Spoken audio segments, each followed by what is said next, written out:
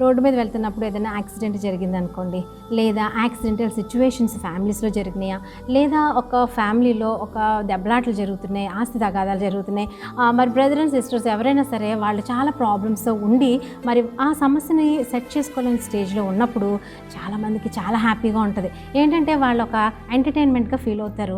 మరి వాళ్ళు ఆ సమస్యను పరిష్కరించడం మానేసి వాళ్ళు దానికోసం ఎన్నో ఎంక్వైరీలు చేస్తారు. ఎలా ఉంది ఏంటి, చాలా యాంగ్జైటీగా ఎంటర్టైన్మెంట్గా ఫీల్ అయిపోయి హ్యాపీగా ఫీల్ అయిపోతారు. కానీ మరి ఆ ఎంక్వైరీస్ కాకుండా మరి చాలా చాలా ఎంక్వైరీస్ చేయాలి. నువ్వు దేవుడి గురించి చేస్తే అదే ఆశ, అదే ఒక కోరిక, అదే ఎంక్వైరీస్ దేవుడి గురించి నువ్వు చేసావనుకో ఎన్నో ఆశీర్వాదాలు పొందుకుంటావు. మరి దేవుడు ఎవరు, ఎక్కడుంటాడు, ఏంటి, ఎలాంటి వాడు, ఎంతగా అద్భుతాలు చేసే దేవుడు, దాని గురించి నువ్వు విచారణ చేస్తే దేవుడు ఆశీర్వాదాలు ఇస్తాడు. ఈరోజు వాక్యం ఏంటో తెలుసా? మీరు నన్ను వెతికిన ఎడల, పూర్ణ మనసుతో నన్ను గురించి విచారణ చేసిన ఎడల మీరు నన్ను కనుగొందురు. అలాంటి ఆశ కలిగి ఉండు. దేవుడిని దీవించిన కాక ఆమేన్.